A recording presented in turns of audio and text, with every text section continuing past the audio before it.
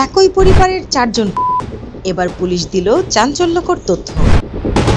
নওগাঁর নিয়ামতপুরে একই পরিবারের 4 জনকে কেটে হত্যার ঘটনায় থানায় মামলা করা হয়েছে। মঙ্গলবার 21 এপ্রিল রাতে অজ্ঞাতনামা আসামি করে মামলা করেছেন নিহত পপি সুলতানার বাবা মোয়াজ্জেম হোসেন। এই ঘটনায় অধিকতর জিজ্ঞাসাবাদের জন্য 5 জনকে হেফাজতে নিয়েছে পুলিশ। পুলিশের ধারণা জমি সংক্রান্ত বিরোধের জেরে এই হত্যাকাণ্ড।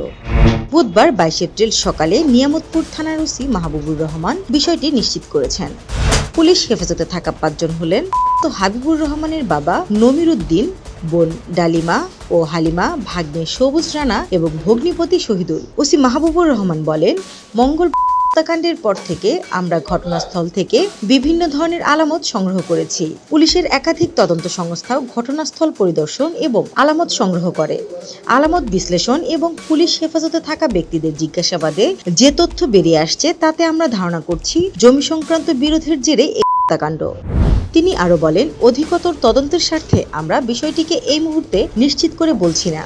আমরা তথ্য প্রযুক্তির সহায়তা নিয়েছি এবং বিভিন্ন ইন্টেলিজেন্সের সহায়তা নিয়ে ঘটনার সঠিক কারণ উদ্ঘাটনের চেষ্টা করছি। আরও কাউকে জিজ্ঞাসাবাদের জন্য প্রয়োজন মনে করলে তাদেরও পুলিশি হেফাজতে এনে জিজ্ঞাসাবাদ করা হবে। তিনি আরো বলেন, গুলো এখনো নওগাঁ সদর হাসপাতাল মর্গে রয়েছে। বুধবার ময়নাতদন্ত শেষে পরিবারের কাছে হস্তান্তর করা হবে। প্রসঙ্গত, গত সোমবার মধ্যরাতে উপজেলার বাহাদুরপুর ইউনিয়নের বাহাদুরপুর গ্রামে একই পরিবারের 4 জনকে কেটে করা হয়। পরে খবর পেয়ে পুলিশ ঘটনাস্থল থেকে উদ্ধার করে। ওরা হলেন উপজেলার বাহাদুরপুর গ্রামের নমির উদ্দিনের ছেলে হাবিবুর রহমান, তার স্ত্রী পপি সুলতানা, ছেলে পারভেজ এবং 3 বছরের মেয়ে সাদিয়া আক্তার।